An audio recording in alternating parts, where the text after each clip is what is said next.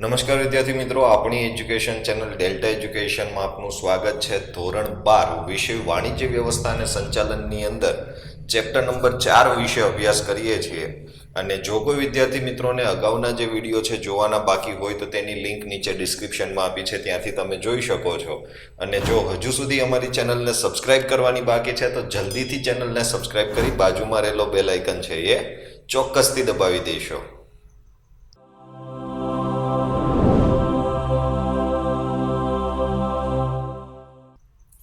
આજના વિડીયોની અંદર આપણે વાત કરવાની છે કે વિકેન્દ્રીકરણ, જો કે એનો અર્થ અને એના વિશે આપણે આગળના વિડીયોની અંદર માહિતી મેળવી લીધી છે। આ વિડીયોની અંદર આપણે વિકેન્દ્રીકરણનું મહત્વ છે એના વિશે વાત કરશું, વિકેન્દ્રીકરણની મર્યાદાઓ વિશે વાત કરશું અને વિકેન્દ્રીકરણ ક્યાં કરી શકાય એના વિશે આજના વિડીયોમાં આપણે ચર્ચા કરવાના છીએ। સૌથી પહેલા વિકેન્દ્રીકરણના મહત્વ વિશે વાત કરીએ તો વિકેન્દ્રીકરણનું મહત્વ, તો વિકેન્દ્રીકરણના મહત્વને યાદ રાખવા માટે ટોટલ 6 મુદ્દાઓ છે। એ 6 મુદ્દાને યાદ રાખવા માટેનું સૂત્ર છે અસ્ત્વ ઉસ અભિસવા। અત્વ ઉસ અભિસવા। અ એટલે અસરકારક અંકુશ, ત્વ એટલે ત્વરિત નિર્ણયો, ઉ એટલે ઉચ્ચ સપાટીના કાર્યભારમાં ઘટાડો, સ એટલે સંચાલકીય પ્રતિભામાં વધારો, અભિ એટલે કે અભિપ્રેરણમાં વધારો અને સવા એટલે સંવાદિતતાનું સર્જન।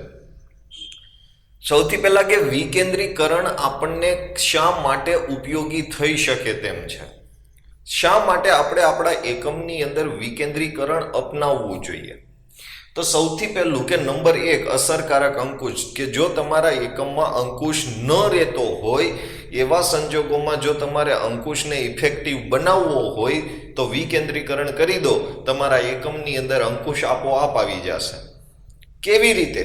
તો દરેક સપાટીના કર્મચારીઓ પાસે પૂરતા પ્રમાણમાં સત્તા હોવાને કારણે તેમની નીચે કાર્ય કરતા કર્મચારીઓની ભૂલ માટે શિક્ષાત્મક પગલાં લેવાની જરૂર પડે છે। આ આપણે અંકુશ રાખવાનું કામ કહીએ છીએ કે જેટલી પણ સપાટી હોય એ બધી સપાટી ઉપર આપણે કામ કરતા કર્મચારીને જો સત્તા આપી દઈએ તો એ સત્તાથી આપણને થશે શું કે તેમની નીચે કાર્ય કરતા કર્મચારીઓની ભૂલ માટે શિક્ષાત્મક પગલાં લેવાની જરૂર પડે છે, અથવા તો આપણે અહીંયા ભૂલથી જરૂર પડે એવું લખી દીધું છે, પણ ત્યાં આપણે એવું લખી શકાય કે પગલાં સરળતાથી લઈ શકાય છે, કારણ કે એ જ સપાટીએ નિર્ણય લેવાનો છે। એમણે કોઈ એમના ઉપરી અધિકારીને કમ્પ્લેન કરવા નથી જવાની કે એમણે એમના કોઈ ઉપરી અધિકારીને પૂછવાય નથી જવાનું। એ જાતે જે શિક્ષાત્મક પગલાં લેશે એનો તરત જ ત્યાં અમલ થઈ શકે છે અને એને જે ભૂલ કરનારો કર્મચારી છે એને ખુદને ખબર છે કે આના માટે શિક્ષાત્મક પગલાં લેવાતા વાર નહીં લાગે, એટલે પહેલેથી જ એ વ્યવસ્થિત રીતે કામ કરતો થઈ જશે અને પહેલેથી જ જો વ્યવસ્થિત રીતે કામ કરશે તો એને ખાતરી છે કે આવનારા સમયમાં અથવા તો જે એમનો ઉપરી અધિકારી છે એ એમને કોઈ શિક્ષાત્મક પગલાં કરશે નહીં, અને જો ભૂલ પડશે અથવા તો કોઈ ખોટી રીતે કામ કરશે તો તરત જ એના ઉપર શિક્ષાત્મક પગલાં લેવામાં આવશે। અંકુશ ક્યારે ન રહે કે જો શિક્ષાત્મક પગલાં લેવામાં સમય લાગતો હોય ને તો અંકુશ ના રહે। દાખલા તરીકે વાત કરીએ તો શિક્ષક છે એ ક્લાસની અંદર ભણાવતા હોય અને એ ભણાવતી વખતે વિદ્યાર્થીઓ બહુ બધો અવાજ કરતા હોય તો શિક્ષક પોતે પોતાની જાતે નિર્ણય લઈ અને જો શિક્ષાત્મક પગલાં લઈ લે તો ક્લાસ થોડા સમયની અંદર કંટ્રોલમાં આવી જશે। પણ જો શિક્ષકને પ્રિન્સિપાલને પૂછવા જવું પડતું હોય અને તો પ્રિન્સિપાલને વાસ્તવિક પરિસ્થિતિનો ખ્યાલ જ નથી કે ખરેખર શું મેટર ક્લાસરૂમની અંદર બને છે, તો એ પછી એને નજરઅંદાજ કરી દેશે, એમ કરીને ક્લાસ કંટ્રોલમાં નહીં આવે। બીજી એક વસ્તુ કે લોકડાઉનના સમયમાં પોલીસને એ સત્તા આપી દેવામાં આવી હતી કે કોઈ પણ વ્યક્તિ રસ્તા ઉપર દેખાય તો તમે એને શિક્ષાત્મક પગલાં લઈ શકો છો। બાકીના જે દિવસો છે એમાં જો કોઈ શિક્ષાત્મક પગલાં પોલીસને લેવા હોય તો એમણે ઉપરી અધિકારીને પૂછવું પડે, એટલે બાકીના સમયમાં કદાચ વ્યક્તિઓને પોલીસથી એટલો બધો ડર નહોતો લાગતો, પણ લોકડાઉનની અંદર પોલીસને કદાચ સાયરન સંભળાઈ જાય કે પોલીસને દેખાઈ જાય તો પણ વ્યક્તિઓ છે એ પોતપોતાની વ્યવસ્થામાં ગોઠવાઈ ગયા હોય.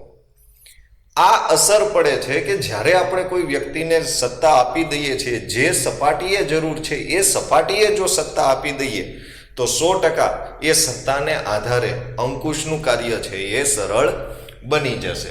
એટલે કે દરેક સપાટીના કર્મચારીઓ પાસે પૂરતા પ્રમાણમાં સત્તા હોવાને કારણે તેમની નીચે કાર્ય કરતા કર્મચારીઓની ભૂલ માટે શિક્ષાત્મક પગલાં સરળતાથી લઈ શકાય છે, જેથી અસરકારક અંકુશ રાખી શકાય છે. ત્યાર પછી વિકેન્દ્રીકરણને કારણે એક તો ચલો અંકુશ રાખી દીધો, બીજો એક ફાયદો થશે ત્વરિત નિર્ણયો. ત્વરિત એટલે ઝડપી, જે સમયે જરૂર છે એ સમયે ડિસિઝન લેવાઈ જાય. જો ડિસિઝન લેવામાં સમય બગડે તો પણ નુકસાન જવાની શક્યતાઓ છે. આપણે ગુજરાતીમાં કહેવત છે કે લક્ષ્મી ચાંદલો કરવા આવે ત્યારે મોઢું ધોવા ન જવાય. કોઈ બહુ મોટો ઓર્ડર આવ્યો અને એ ઓર્ડરની અંદર એ વધારાનું 1% ડિસ્કાઉન્ટ માંગે છે, પણ તમારી પાસે સત્તા નથી તો તમે તમારા ઉપરી અધિકારીને મળવા જાઓ, ઉપરી અધિકારી હાજર જ નથી. તમે એને કોલ કર્યો, કોલ રિસીવ ના થયો, 2-3 વખત ટ્રાય કરી, પછી સ્વિચ ઓફ આવવા માંડ્યો. હવે તમે જાતે 1%નું ડિસિઝન લઈ શકો તેમ છો નહીં, એટલે પેલા વ્યક્તિને તમારે ના પાડવી પડે. પણ જો એકમ એ વ્યક્તિને એ સત્તા આપી દે તો એ વ્યક્તિ 1% ડિસ્કાઉન્ટ ભલે આપવું પડે પણ એકમને વધારે પડતો મોટો ઓર્ડર અપાવી શકે તેમ છે. તો જો વિકેન્દ્રીકરણ કર્યું હોય તો જ આપણે આવા ઝડપી નિર્ણયો છે એ લઈ શકીએ છીએ. તો વિકેન્દ્રીકરણમાં જે તે કાર્ય સાથે જોડાયેલા વ્યક્તિને તે કાર્ય પૂરું કરવા માટેના નિર્ણયો લેવા માટે છૂટ આપવામાં આવે છે કે ભાઈ તું તારા કામ માટેનું ડિસિઝન તું તારી જાતે લઈ લે, એમાં તારે અમને પૂછવા આવવાની જરૂર નથી. આપણે એને એ નિર્ણય લેવા માટેની સત્તા આપેલી છે, એટલે હવે આપણે એમને કોઈ વ્યક્તિને પૂછવા જવું પડતું નથી. આથી જે સપાટીએ કાર્ય કરવાનું હોય તે જ સપાટીએ નિર્ણયો લેવાતા તરત જ તેનો અમલ થાય છે. દાખલા તરીકે વાત કરીએ તો તળ સપાટી ઉપર જ્યારે કાર્ય ચાલતું હતું, અચાનક ચાલતા ચાલતા કોઈ એક યંત્ર બંધ થઈ ગયું. હવે એ બંધ થયેલા યંત્રને રિપેરિંગ કરવા માટે જે તે વ્યક્તિને આપણે બોલાવ્યો, પણ એમણે એ યંત્રના રિપેરિંગ માટેનો ખર્ચો થોડો વધારે કીધો. તો હવે આપણે આપણા ઉપરી અધિકારીને પૂછવા જઈએ. ફરીથી મેં કીધું એમ ઉપરી અધિકારી હાજર નથી, કોલ કર્યો, રિસીવ ના કર્યો, એટલે જ્યાં સુધી એ અધિકારી નિર્ણય નહીં આપે ત્યાં સુધી એ યંત્ર બંધ રહેશે. અને બીજી એક બાબત તો ચોક્કસ છે કે જ્યારે પણ એ અધિકારીને વાત જાણવા મળશે ત્યારે એ યંત્રને રિપેર કરાવવાનો જ છે, ભલે ગમે તેટલો ખર્ચ થાય, પણ તેમ છતાં એ ડિસિઝન તળ સપાટીનો વ્યક્તિ નથી લઈ શકતો. પણ જો વિકેન્દ્રીકરણ દ્વારા તળ સપાટીના એ કર્મચારીને યંત્રના રિપેરિંગ માટેના નિર્ણયો લેવાની જો પાવર આપી દીધો હોય તો પછી એ યંત્રને બંધ રાખીને ખાલી ખોટું સમય બગાડ થશે નહીં. એટલે જે સપાટીએ કાર્ય કરવાનું હોય તે જ સપાટીએ નિર્ણયો લેવાય તો એનો અમલ પણ આપણે ઝડપથી કરી દઈએ છીએ. એટલે પહેલો ફાયદો આપણને એ હતો કે અસરકારક અંકુશ રાખી શકાય. બીજો ફાયદો કીધો કે ઝડપથી અથવા તો ત્વરિત નિર્ણયો લઈ શકાય. ત્રીજું, ઉચ્ચ સપાટીના કાર્યભારમાં ઘટાડો થઈ જાય. કે જે ઉચ્ચ સપાટી છે કે જે સંચાલકો છે એમણે જે કામ કરવાનું છે એ કામનું ભારણ જે એની પાસે હતું એ ભારણ હવે ઓછું થઈ જશે. કેવી રીતે? તો વિકેન્દ્રીકરણ દ્વારા ઉચ્ચ સપાટીએ અતિ મહત્વવાળા એવા નીતિ વિષયક નિર્ણયો જ લેવામાં આવતા હોય છે. ઉચ્ચ સપાટીનું કાર્ય શું આપણે પહેલા ચેપ્ટરમાં ભણી ગયા કે નીતિ વિષયક નિર્ણયો લેવા. હવે કોઈને 1%નું વધારે ડિસ્કાઉન્ટ આપવું કે ન આપવું એ નીતિ વિષયક નિર્ણય ન કહેવાય. તો એવા ડિસિઝન પછી સંચાલક જો લેવા માંડે તો સંચાલક બીજા બધા જે કામ છે કરવાના પડ્યા રહેશે. તો એ સમયે સંચાલકોને બિનજરૂરી કામ આવી જાય. તો એવા સમયે ઓછા મહત્વવાળા નિર્ણયો લેવાની સત્તા મધ્ય કે તળ સપાટીને જો આપી દેવામાં આવે કે જેથી કરીને ઉચ્ચ સપાટીના કાર્યભારમાં ઘટાડો થાય. હવે એ નિર્ણયો મધ્ય સપાટીએ લેવાઈ ગયા, તળ સપાટીએ લેવાઈ ગયા, એટલે હવે એ નિર્ણયો અથવા તો એ પ્રશ્નો સંચાલક પાસે આવશે ને, એટલે સંચાલકનો સમય બચી જશે. અને એ જે બચેલો સમય છે એનો ઉપયોગ એ નીતિ વિષયક નિર્ણયો લેવા માટે કરી શકશે. આપણે આગળ પણ એક ઉદાહરણ દ્વારા આ વાત સમજવાની કોશિશ કરી હતી કે પ્રિન્સિપાલ કે ટ્રસ્ટી એ એની ઓફિસમાં બેઠેલા હોય, એ બધા નીતિ વિષયક નિર્ણયો લેવા માટેના ને એ બધા આગળના ફ્યુચરના પ્લાનિંગના કામ કરતા હોય, અને એમણે એવું કીધું હોય કે ભાઈ કોઈ પણ વિદ્યાર્થી કંઈ પણ પ્રશ્ન હોય તમારે મારી કેબિનમાં લઈને આવવાના. હવે કોઈ વિદ્યાર્થી હોમવર્ક નથી લાવ્યો એટલે એને કેબિનમાં લઈ જવાનો. હવે આવા એક શાળાની અંદર મિનિમમ 10, 15, 20 ક્લાસ હોય તો એ 10, 15, 20 ક્લાસના 10, 15, 20 શિક્ષકો ત્યાં કેબિનમાં હાજર હોય. એ એક ક્લાસની અંદરથી કદાચ 5 વ્યક્તિ હોમવર્ક ન લાવ્યા હોય તેવા 100 વિદ્યાર્થીઓ પણ નીચે હાજર હોય. હવે આ બધાના નિર્ણયો લેવામાં 12 વાગી જાય એટલે ન તો શિક્ષક ક્લાસમાં શૈક્ષણિક કાર્ય કરાવી શકે, ન વિદ્યાર્થી ભણી શકે, ન પ્રિન્સિપાલ કે ટ્રસ્ટી પોતાનું કામ કરી શકે. પણ જો આ નિર્ણય લેવાની સત્તા ડાયરેક્ટ શિક્ષકને આપી દે કે ભાઈ તમારા ક્લાસમાં જો કોઈ વ્યક્તિ હોમવર્ક ન લાવ્યો હોય તો એમના પેરેન્ટ્સને તમે કોલ દ્વારા જાણ કરી અને વિદ્યાર્થીને જે યોગ્ય લાગે તે તમે સજા કરી શકશો. પણ શારીરિક સજાની વાત નહીં. તમે એને વધારાનું હોમવર્ક આપી શકો, એને તમે નીચે બેસાડી શકો, રિસેસ કેન્સલ કરી અને એ સમય દરમિયાન હોમવર્ક કરાવી શકો. તો એ શિક્ષક પોતાની રીતે જો ડિસિઝન લઈ લે તો હવે પ્રિન્સિપાલ કે ટ્રસ્ટીની ઓફિસમાં આટલી બધી ભીડ થશે નહીં અને એમનો પણ સમય બગડશે નહીં. તો આ રીતે ઉચ્ચ સપાટીનું જે કાર્યભાર છે એ કાર્યભારની અંદર આપણે ઘટાડો કરી શકીએ છીએ. તો 3 મહત્વ વિશે વાત કરી. સૌથી પહેલા વાત કરી અસરકારક અંકુશ, ત્યાર પછી વાત કરી ત્વરિત નિર્ણયો અને ત્યાર પછી વાત કરી ઉચ્ચ સપાટીના કાર્યભારમાં ઘટાડો. હવે આપણે વાત કરીએ નંબર 4, તો સંચાલકીય પ્રતિભામાં વધારો. હવે આ જે પ્રશ્ન છે એ પરીક્ષાની અંદર 2 માર્ક્સમાં કે 3 માર્ક્સમાં આમાંથી એક અલગથી એક પ્રશ્ન પૂછી શકાય છે. અને પ્રશ્ન એવો છે કે વિકેન્દ્રીકરણને કારણે ભાવિ સંચાલકો તૈયાર થાય છે, સમજાવો. વિધાન સમજાવો તરીકે આ પ્રશ્ન પૂછાતો હોય. કે છે શું કે જો તમે વિકેન્દ્રીકરણ કરશો તો એ વિકેન્દ્રીકરણનો ફાયદો શું થશે, તો કે આવનારા ભવિષ્ય માટેના તમને સંચાલકો મળી રહેશે. એવી વાત આપણને અહીંયા કીધી છે. તો આ વિધાન સમજાવો. તો કેવી રીતે ભાવિ સંચાલકો તૈયાર થાય? તો પહેલા તો એક સંચાલકની અંદર અમુક પ્રકારના ગુણ હોવા જોઈએ. જો એવા ગુણ જે વ્યક્તિની અંદર હોય એ વ્યક્તિ જ સંચાલક બની શકે, એ આપણે જાણીએ છીએ. તો સમજીએ કે વિકેન્દ્રીકરણ દ્વારા ભાવિ સંચાલકો કેવી રીતે તૈયાર થાય. તો કે વિકેન્દ્રીકરણને કારણે મધ્ય અને તળ સપાટીના કર્મચારીઓ તેમની સત્તા પ્રમાણે નિર્ણયો લેતા હોય. એટલે કે એને જેટલી આપણે સત્તા આપી છે, એને જે કામ સોંપ્યું છે એ કામ માટેનો એ નિર્ણય લે છે. એટલે કે એક તો એને ડિસિઝન લેતા આવડી જશે, કઈ રીતે નિર્ણયો લેવા. બીજું, અને પરિણામ માટેની જવાબદારી પણ સ્વીકારે છે કે જે એનું પરિણામ આવશે, એને નિર્ણય લીધો હોય અને એ નિર્ણયનું જે કંઈ પણ પરિણામ આવે એ પરિણામની જવાબદારી પણ એ પોતાની જાતે સ્વીકારે છે. દાખલા તરીકે વાત કરીએ તો પ્રિન્સિપાલે એક શિક્ષક તરીકે મને સત્તા આપી દીધી કે ભાઈ કોઈ વિદ્યાર્થી જો હોમવર્ક ન લાવે તો તમે એના માટે યોગ્ય શિક્ષાત્મક પગલાં લઈ શકો. અને મેં શિક્ષાત્મક પગલાં લીધા, કોઈ વિદ્યાર્થીને મારીને ધોઈ નાખ્યો અને પછી જ્યારે એના પેરેન્ટ્સ કમ્પ્લેન માટે આવે છે તો એની જવાબદારી પ્રિન્સિપાલની નથી, એ જવાબદારી છે એ શિક્ષકની બને છે. કારણ કે નિર્ણય કોણે લીધો છે? તો એ નિર્ણય છે એ જે તે શિક્ષકે લીધો છે. એટલે કે એ નિર્ણય શિક્ષકે લીધો છે તો એની જવાબદારી પણ એ શિક્ષકે સ્વીકારવી પડશે. એટલે કે એ જવાબદારી મારે સ્વીકારવી પડશે.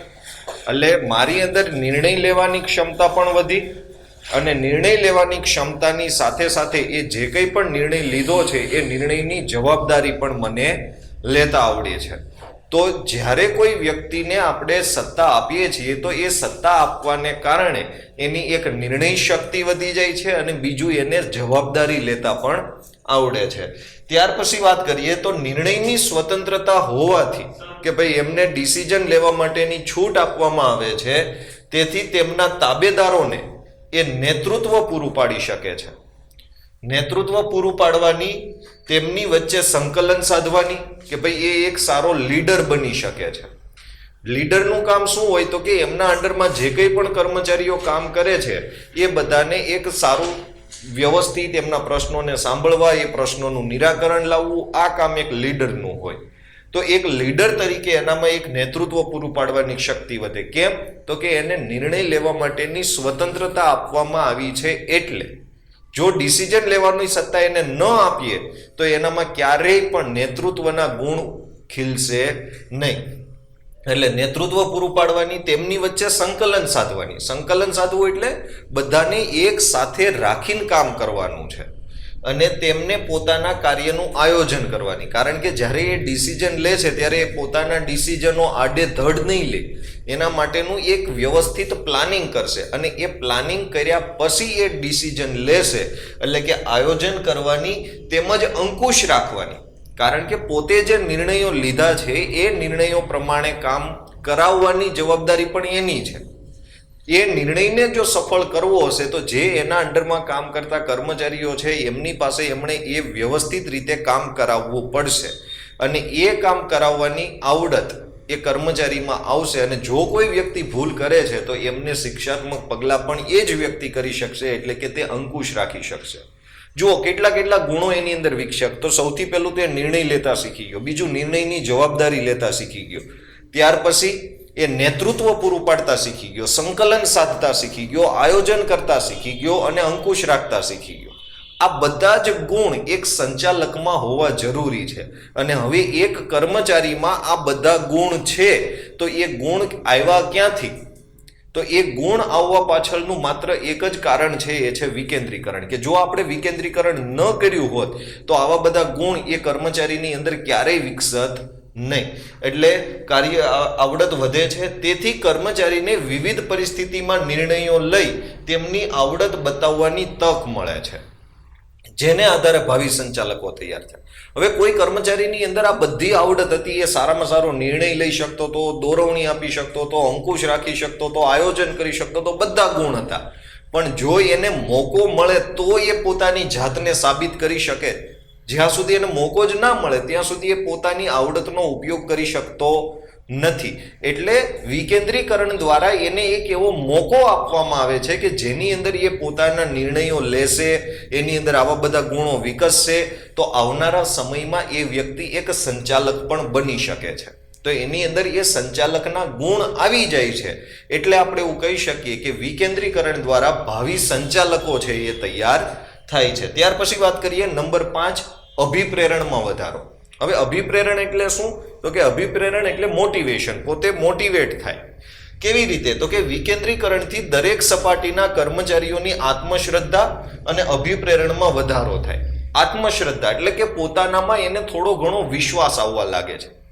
કેમ? તો કે એને એ કામ સોંપ્યું છે તો એનામાં કંઈક આવડત હશે ત્યારે એને એ કામ સોંપ્યું હશે ને. એને સત્તા શા માટે આપી?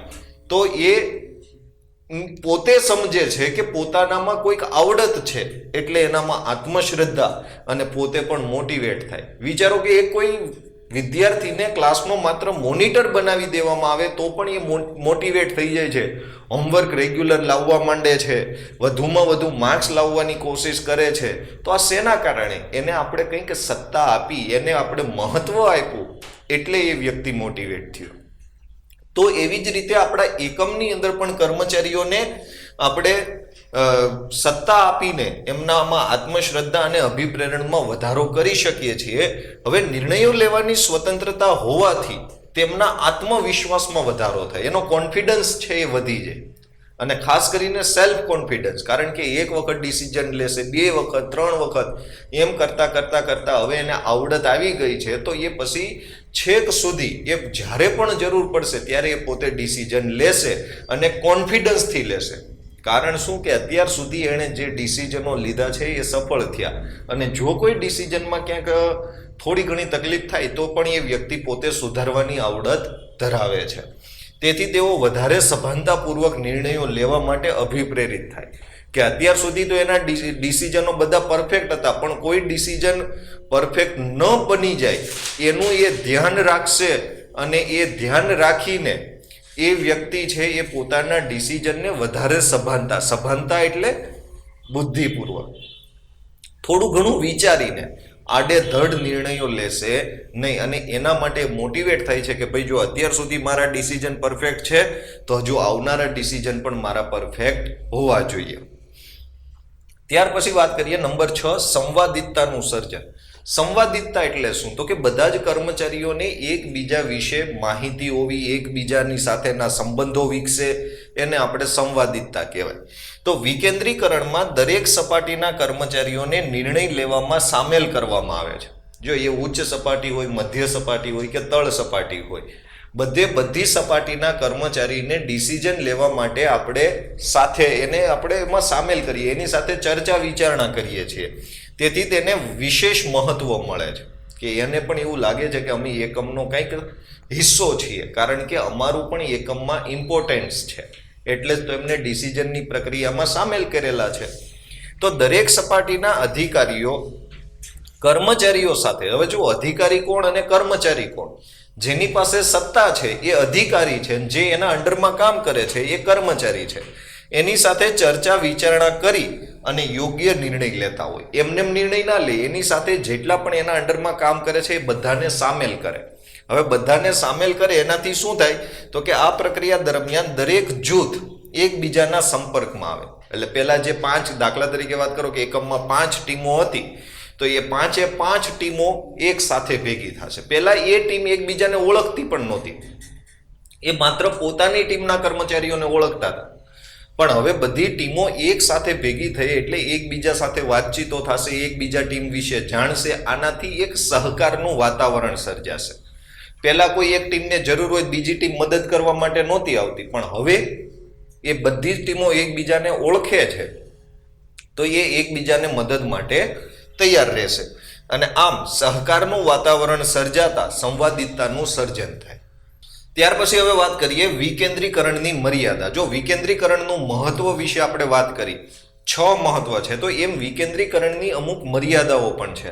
અને ખાસ માર્ચ 2018માં બોર્ડની પરીક્ષામાં આ પ્રશ્ન પૂછાયો હતો કે વિકેન્દ્રીકરણની મર્યાદા જણાવો. તો એની 3 મર્યાદાઓ છે. નંબર 1 કે નાના એકમો માટે અનુકૂળ નથી. આપણે આગળના વિડીયોમાં વાત કરી હતી કે નાની એવી કરિયાણાની દુકાન લઈને કોઈ વેપારી બેઠો હોય, એમાં એ સત્તાનું વિકેન્દ્રીકરણ કરે તો એ યોગ્ય ગણાય નહીં. એટલે કે નાના એકમો માટે વિકેન્દ્રીકરણ યોગ્ય નથી. નંબર 2 રહસ્યોની જાળવણી થઈ શકતી નથી, કારણ કે બધાને આપણે સત્તા આપી છે તો સત્તાનો ઉપયોગ કરવા માટે માહિતી પણ હોવી જોઈએ. અને એ બધી આપણા એકમની માહિતી આપણે એને જણાવી દઈએ છીએ તો પછી આપણા એકમનું જે કંઈ પણ રહસ્ય હોય, સસ્પેન્સ હોય, એવું કશું રહેતું નથી. આપણા જે સિક્રેટ છે એ સિક્રેટ બધા જ ત્યાં ખુલ્લા પડી જાય છે.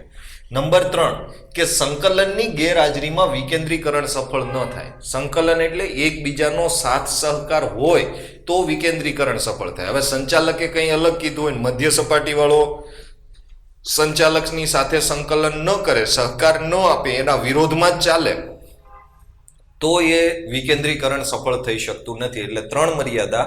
પેલું નાના એકમો માટે અનુકૂળ નથી, બીજી આપણે વાત કરી કે રહસ્યની જાળવણી થઈ શકતી નથી, અને ત્રીજું કે જો સહકાર ન હોય તો વિકેન્દ્રીકરણ સક્સેસફુલ થાય નહીં.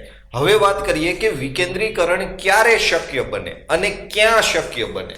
તો પહેલા વાત કરીએ ક્યાં અને પછી વાત કરીએ ક્યારે. જો પરીક્ષામાં તમને 2 રીતે પ્રશ્નો પૂછી શકે કે વિકેન્દ્રીકરણ ક્યાં શક્ય બને અથવા તો વિકેન્દ્રીકરણ ક્યારે શક્ય બને. જે પ્રશ્ન પૂછ્યો છે એના મુજબનો આપણે જવાબ લખશું. જો ક્યાં લખ્યું હોય તો દરેક મુદ્દાની આગળ જેથી ચાલુ કરશું, અને ક્યારે શબ્દ લખ્યો છે તો જ્યારે શબ્દ વાપરશું. પહેલું કે જે ધંધાકીય એકમનું કદ મોટું હોય અથવા તો જ્યારે ધંધાકીય એકમનું કદ મોટું હોય, એકમનું કદ વધારે વિશાળ હોય તો જ આપણે વિકેન્દ્રીકરણ છે એ અપનાવી શકીએ છીએ. એટલે પહેલી કન્ડિશન ધંધાનું કદ મોટું હોય. બીજું કે ધંધાકીય એકમમાં વૈજ્ઞાનિક દ્રષ્ટિકોણની જરૂર હોય. હવે વિકેન્દ્રીકરણને વૈજ્ઞાનિક દ્રષ્ટિકોણને શું લાગે વળગે? તો આપણે જાણીએ છીએ કે વિકેન્દ્રીકરણમાં કોઈ એક જ વ્યક્તિ છે બધા ડિસિઝન નથી લેતો, બધાને અલગ અલગ વ્યક્તિઓને એમણે ડિસિઝનનો પાવર આપેલો છે. તો એ બધા વ્યક્તિની જે આવડત છે એ બધી આવડતનો લાભ આપણા એકમને મળે છે.